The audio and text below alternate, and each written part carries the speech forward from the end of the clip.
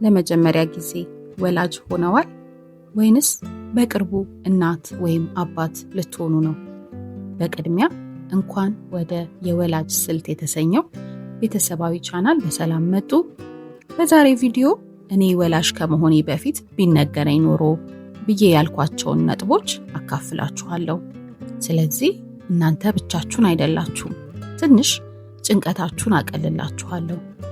ልጅን የማሳደግ ጉዞ ላይ ዝግጁ እንድትሆኑ ጠቃሚ ሐሳቦችን አጋራችኋለሁ። ስለዚህ እስከ መጨረሻው አብራችሁን ቆዩ። አንደኛው እንቅልፍ በጣም ይቀንሳል። አዎ፣ ምንም ጊዜ ቀድሞ እንደነበረ አይሆንም። አዲስ የተወለደ ልጅ ቶሎ ቶሎ መጥባት ይኖርበታል። ዳይፐር ከ4 እስከ 6 ጊዜ ይቀየርለታል። ይህ ደግሞ ማታንም ይጨምራል። በስሊፕ መጽሔት ላይ በታተመ ጥናት አዲስ ወላጅ በልጆቻቸው የመጀመሪያ 4 ዓመት ውስጥ በአማካይ 6 ወር ሙሉ እንቅልፍ እንደሚያጡ ይነግረናል። 6 ወር። በመጀመሪያው ዓመት ብቻ ደግሞ ወላጆች በአማካይ 44 ቀን እንቅልፍ ያጣሉ።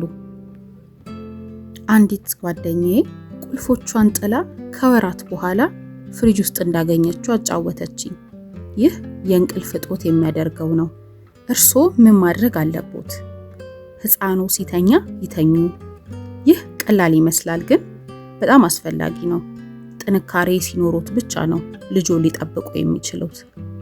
ይህ ለውጥ ትንሽ ያማል፣ ግን ደግሞ የሚያጠነክርም ጭምር ነው።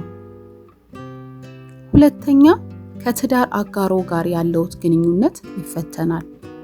ከምንም በፊት ከነበረ ፈተና የበለጠ በዚህ ወቅት ግንኙነቱ ይፈተናል። ጋትመን ኢንስቲትዩት ጥናት እንደሚያሳየው 67% የሚሆኑ ጥንዶች ልጅ ከወለዱ በኋላ በመጀመሪያው 3 ዓመት ውስጥ ግንኙነታቸው ይቀንሳል ይላል። ፍቅራቸው ስለቀነሰ ግን አይደለም። ምክንያቱ ማንም አይተኛም። ሁለቱም ስጋት አለባቸው።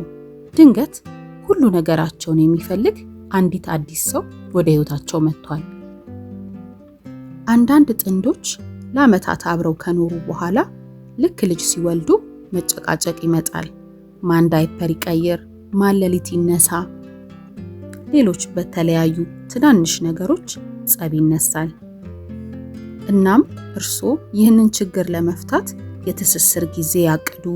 በቀን ለ15 ደቂቃ እርስ በርስ ተደናነቁ። ዛሬ ዳይፐር ስለቀየርክ አመሰግናለሁ። መመሰጋገንን ተለማመዱ።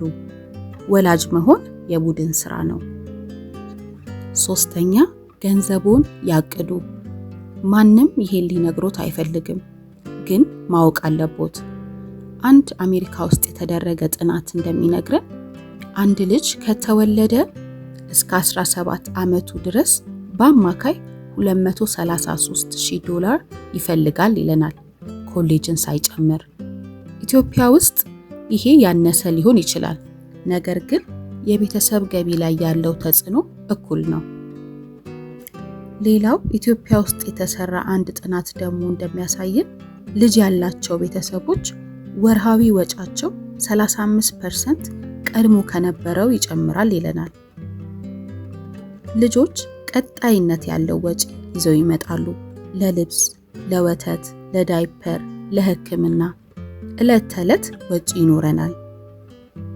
ልጅ ለማሳደግ መንደር ያስፈልጋል ይላል ፈረንጅ። ባጀትም ያስፈልጋል። እርስዎ ግን ልጆ ከመምጣቱ በፊት ትክክለኛ ባጀት ይስሩ። በአካባቢው ያለ ዴይኬር ወጪ ያጣሩ። ቀድመው የአደጋ ጊዜ ቁጠባን ያስቀምጡ። ወላጅነት ኃላፊነትም አለው። ይህንን አይዘንጉ። አራተኛ፣ ማንነቶ ይቀየራል። ይህ ግላዊ ነው። እኔ ልጄ ከተወለደች በኋላ ከቀድሞዋ እኔ ጋራ አንድ አልነበርንም። ብዙ ነገሬ ተቀይሯል። ቅድሚያ የምሰጠው ነገር ተቀይሯል። የማስበው፣ የምፈልገው፣ በአጠቃላይ ማንነቴ ተቀይሯል። በ2020 ዓመተ ምህረት የታተመ መጽሔት አንድ ጥናት አሳየ። ማትሪሰንስ የሚለውን ቃል ፈጠረ። አንዲት ሴት እናት ስትሆን ስለምታልፍበት ስነ ልቦናዊ ለውጦች ያመለክታል። በተመሳሳይም ለውጦች በአባቶች ላይ እንደሚከሰት ይነግረናል። አንድ ወላጅም የአእምሮ ሲቲ ስካን ልጅ ከወለደ በኋላ የአእምሮ አወቃቀር ለውጦችን እንደሚያሳይ ይነግረናል።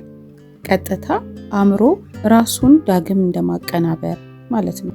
ስለዚህ ለራሱ ቸርነት ያሳዩ፣ ጥሩ ይናገሩ። የቀድሞ ማንነቱን ማጣት እውነተኛ ነው፣ የሚሆኑት ሰው ግን ይበልጣል።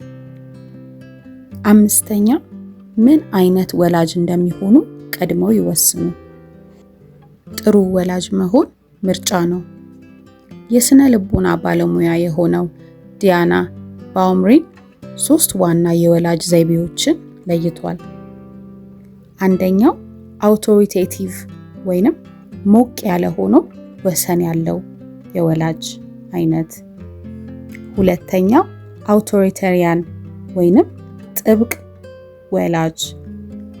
ሶስተኛው ፐርሚሲቭ ወይንም ቀዝቃዛ አይነት ወላጅ። ደጋግሞ አውቶሪቴቲቭ ወይንም ሞቅ ያለ ሆኖ ወሰን ያለው አይነት ወላጅነት ለልጆች የስነ ልቦና ጤና፣ ትምህርትና ስሜታዊ እድገት ምርጥ ውጤቶችን ያስገኛል ይለናል።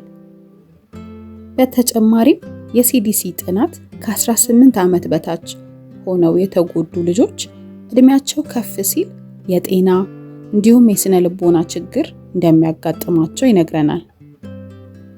ለልጆች ሞቅ ያለ እናም ቀጥተኛ የስሜት ድጋፍ የሚያደርግ ወላጅ ከሌሎች ልጆች ያነሰ ጭንቀት ያለው ልጅ ይኖረዋል ይለናል። ስለዚህ እርስዎ ልጆ ከመምጣቱ በፊት የወላጅ ዘይቤዎችን ይማሩ፣ ያንብቡ፣ የወላጅነት ትምህርት ኮርሶችን ይውሰዱ፣ እርስዎ እንዴት እንዳደጉ ያስቡ፣ ከእርስዎ የተሻለ ወይንም ምን መቀየር እንዳለቦት፣ ምንስ ማስቀጠል እንዳለቦት ቀድመው ያስቡ።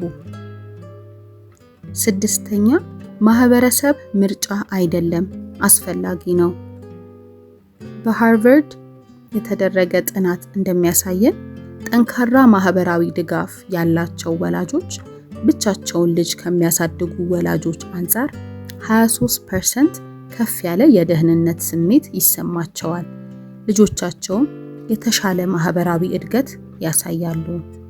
በኢትዮጵያና በአብዛኛው የአፍሪካ ሀገር ይህ እንደ ባህል ነው።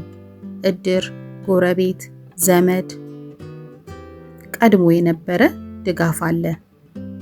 ሳይንሱም በዚህ ይስማማል። ይህ ሞዴል ነው። ስለዚህ እርሶም ልጆ ከመምጣቱ በፊት ማህበረሰቡን ይስሩ፣ እድር፣ ጎረቤት፣ ቤተ ዘመድ ይቀላቀሉ። ማህበረሰብ ቅንጦት አይደለም፣ አስፈላጊ ነው። በመጨረሻም 7ኛው ልጆ ሲወለድ ወዲያው ፍቅር ላይሰማዎት ይችላል። ይህ ነው ማንም የማይነግሩት። ጥናቶችም እንደሚያሳዩት 40% አዲስ እናቶች ወዲያው ከልጆቻቸው ጋር ትስስር ወይንም የፍቅር ስሜት እንደማይሰማቸው ያሳያሉ። ይህ ተፈጥሯዊ ነው። ትስስር ጊዜ ይፈልጋል። ከ5 እናቶች 1 እናት ወይንም ከ10 አባቶች 1 አባት በድህረ ወሊድ ወይም ልጆቸው ከተወለደ በኋላ ጭንቀት ይጠቃሉ። ይህ የወላጅና የልጅን ትስስር ያዳግተዋል። ሌላው ይህን ትስስር ከሚቀንሰው አንዱ ጭንቀት ነው። ወርልድ ሄልዝ ኦርጋናይዜሽን በግምት 13% ሴቶች ከወሊድ በኋላ የስነ ልቦና ችግር እንደሚያጋጥማቸው ይነግረናል። እኔም እንግዲህ በራሴ ልጅ ያየሁት ለመጀመሪያ ጊዜ ልጄን ሲሰጡኝ የተለየ ስሜት አልተሰማኝም። ሙሉ ስሜቴ ድካም ነበረ። ምን ሆኜ ነው ብዬ አስቤም ነበር። ልጄ ግን 3 ወር ሲሞላት አይቻት ዞር ስል ራሱ ወዲያው ትናፍቀኛለች። እርሶም ወዲያው የፍቅር ስሜት ካልተሰማዎት እንዳይሸበሩ፣ ጊዜ ይስጡ። ህመሙ አለ፣ ድካም አለ፣ ሐኪሙን ያናግሩ፣ ድጋፍም ይጠይቁ። ፍቅር ያድጋል። ሁል ጊዜ ወዲያው አይመጣም። ጊዜ ይስጡት። ወላጅነት ቀላል አይደለም፣ ግን ደግሞ ከምታስቡት በላይ ጠንካራ ያረጋችኋል። ወላጅነት በጣም የምትወዱት ከባዱ ስራ ነው። ይህ ቪዲዮ ከወደዳችሁት ላይክ አድርጉ። ቀጣይ ቪዲዮዎች እንዲደርሱ ሰብስክራይብም ያድርጉ። በሚቀጥለው ቪዲዮ እስከምንገናኝ ቸር ይቆዩን።